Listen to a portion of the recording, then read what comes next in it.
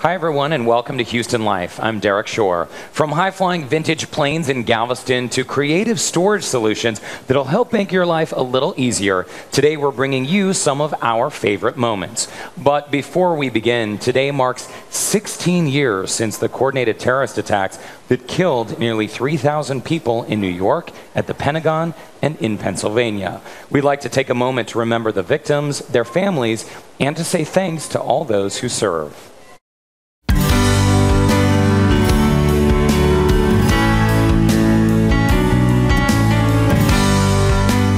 This anniversary of September 11th, we thought we'd start with some iconic pieces of our military history. The aircraft that flew during World War II were loud, fast, and powerful. And recently, we visited the Lone Star Flight Museum to take some of them for a spin. Watch this. All right, what we're going to do, guys, we're going to come off the airport and take off to the south, make a left turn coming around back over the airport, headed west. We'll go out towards West Bay a little bit. Get the formation together as we're coming over the airport. We'll do all of our formation flying on the outbound leg. We'll come back in to overhead, and then we'll brake to land. So for me.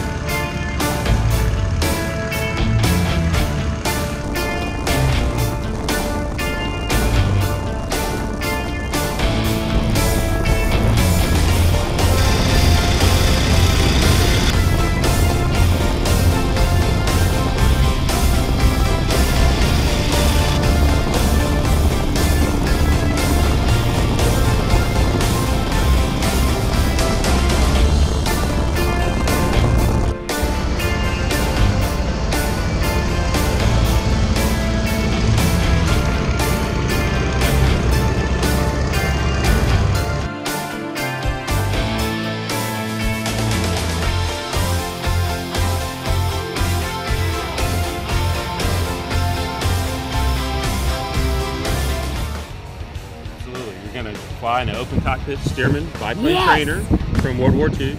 Awesome view. The barnstorming skill will be great. So the planes actually date what? Back to the 40s, right? That's right. This is a 1942-43 vintage, and they built about 10,000 of these in the war. After the war, they served as a crop duster. So over almost every agricultural field here in Texas, a Stearman was flying over it for decades, planting and fertilizing and all. And they're considered like the strongest plane out there. It is a very, very strong airplane. It's all covered with fabric and wood structure and steel tube in the fuselage, but pound for pound, this is a very, very strong airplane. Oh, wow. It's amazing that it's fabric and wood, because just looking at it, the wings seem hard and smooth. What are they covered with? The covering is fabric over the wings and the fuselage. It's kind of like your shirt. And then it's just painted over that? Yeah, they have some dope that they paint and all that, and they have to rib stitch the fabric to the structure of the airplane to hold it, so when you generate lift, it pulls the fabric up unless it's tied down.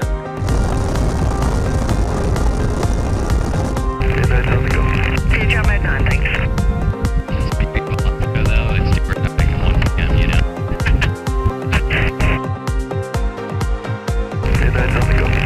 Jump at 9, thanks.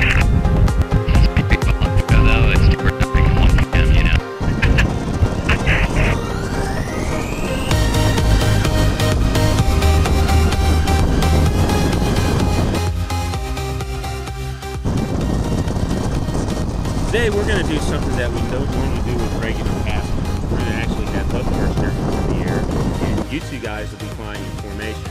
So close to each other, and I'll be flying the photo ship with your photojournalist in the PT-19. So there'll be kind of a three-ship of primary trainers flying around the island. While we stand on the wings. No wing standing for you. Sorry. It's okay. Well, I mean, these planes with a fixed wing, even though they have the flaps on the back, with a fixed wing, does that mean you're more limited in the maneuverability of the plane? Oh no, this is fully aerobatic. You can do loops, rolls, all that kind of stuff, even in this. No We're problem. Doing that while you're wing walking. Yeah. Yeah, hang on. I can't wait. That's another episode. Okay.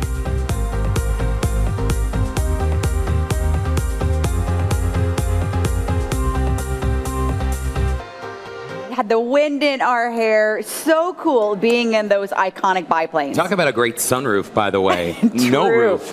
Yeah, it was awesome. Okay, so we had so much fun up in the air. So how about we take it down to earth? The Lone Star Flight Museum's grand opening is on September 2nd.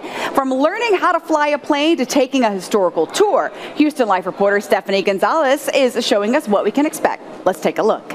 Hey guys, we are at the Lone Star Flight Museum at Ellington. Their grand opening is on September 2nd, so let's get a sneak peek on what you can expect. We're standing right in the middle of the Mooney hangar, and behind us is a Mooney Ovation aircraft that was donated to us by the Mooney Corporation in Kerrville. Everything about the Lone Star Flight Museum is related to Texas in some way or another. This is all about education, and it's all about inspiration of our young people here in Houston and the surrounding region.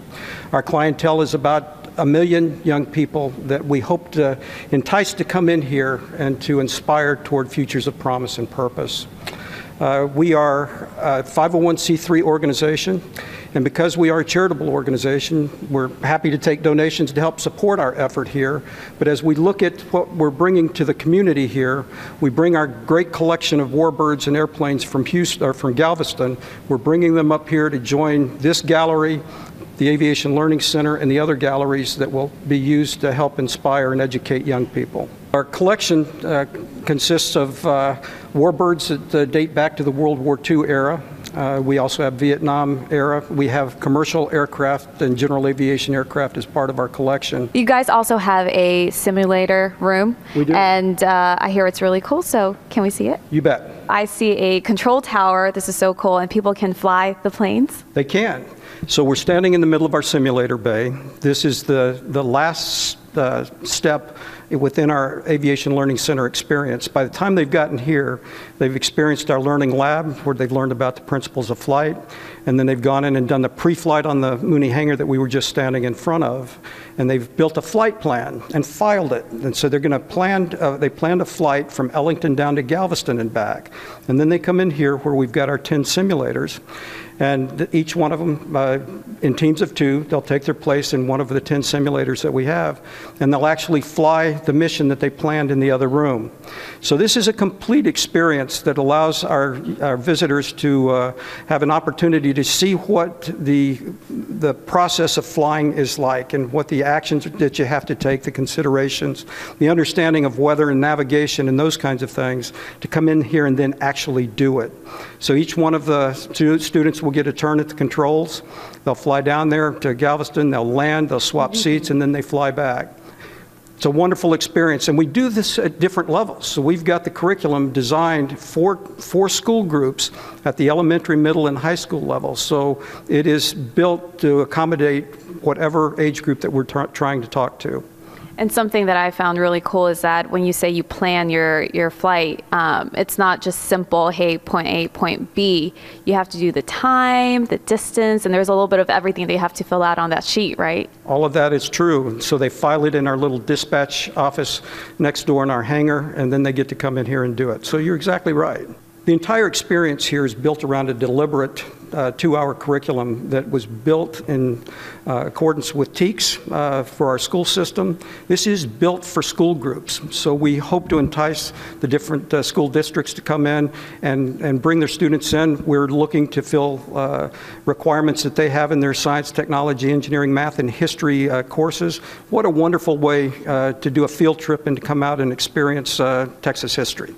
The Lone Star Flight Museum in Ellington is filled with history, fun activities, education, and of course the chance to fly a plane. The grand opening has been rescheduled for September 16th. For more information, you can visit their website, lonestarflight.org. And stay tuned, because later on in the show, we are taking off in a B-25 bomber.